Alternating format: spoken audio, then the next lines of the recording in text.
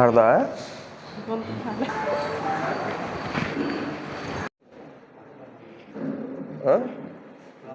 అందరికీ నమస్కారం అండి. నా పేరు పెనుబోయిన మహేష్ యాదవ్. నేను ఏలూరు జిల్లా తెలుగుదేశం పార్టీ విద్యార్థి విభాగం అధ్యక్షుడిగా పనిచేస్తున్నాను. మరి జగన్మోహన్ రెడ్డి గారు ఆయన ఉనికిని ఆయన పార్టీ మరి బంగాళాఖాతంలో కలిపారు మొన్న 2024 ఎలక్షన్లో ప్రజలందరూ కలిసి. అయినా సరే ఆయనకి ఆయన నాయకులకి బుద్ధి లేకుండా సిగ్గు లేకుండా మరి ఈరోజు యువత పోరని చెప్పి రేపు రోడ్డు ఎక్కడానికి సిద్ధమయ్యారు. మరి యువత పోరు దేనికని చెప్పి నేను వైసీపీ నాయకుల్ని జగన్మోహన్ రెడ్డి గారిని అడుగుతున్నా.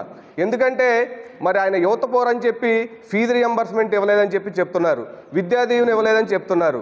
ఆ విద్యాదీవెన బకాయిలు అవన్నీ కూడా మరి ఎప్పుడు ఆగినాయి అని చెప్పి నేను అడుగుతున్నా.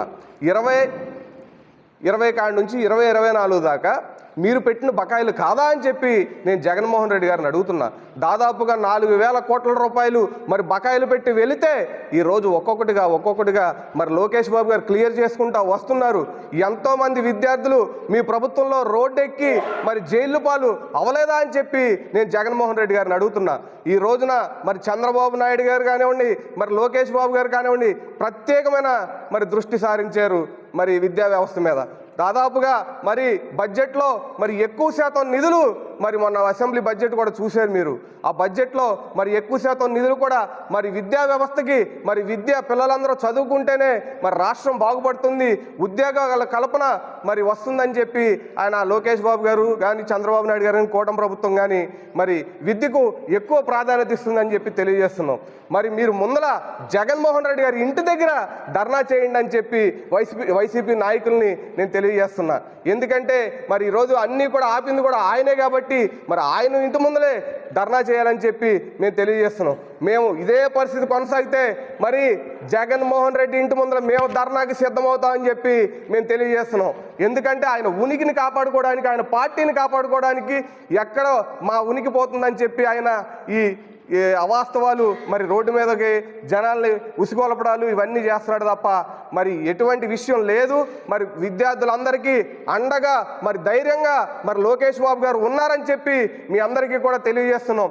మరి రేపు జరిగే మరి యువత పోరు అంటున్నారు, యువత పోరులో మరి యువతే ఉండాలని చెప్పి మేము తెలియజేసుకుంటున్నాం, విద్యార్థులే ఉండాలని చెప్పి మేము తెలియజేసుకుంటున్నాం. కానీ ఏ ఒక్క విద్యార్థి కూడా మరి రావడానికి సిద్ధంగా లేడని చెప్పి మేము చెప్తున్నాం.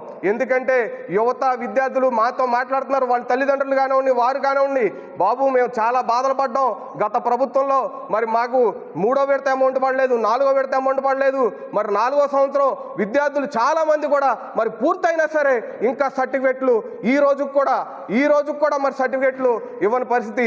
అవన్నీ కూడా మరి లోకేష్ బాబు గారి దృష్టికి తీసుకెళ్ళాం.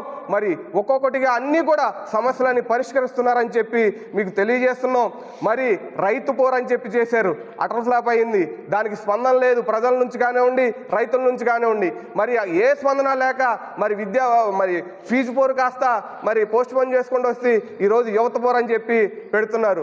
ఇవన్నీ కూడా మరి నమ్మొద్దని చెప్పి మేము విద్యార్థులు కానీ, విద్యార్థుల తల్లిదండ్రులు కానీ, యువతను కానీ కోరుతున్నాం. మరి వాళ్ళ ఉనికి కోసం చేస్తున్నారు తప్ప దీనికి ఎటువంటి కూడా ప్రాధాన్యత లేదు, ఉండదు కూడా అని చెప్పి మేము అందరికీ తెలియజేసుకుంటున్నాం.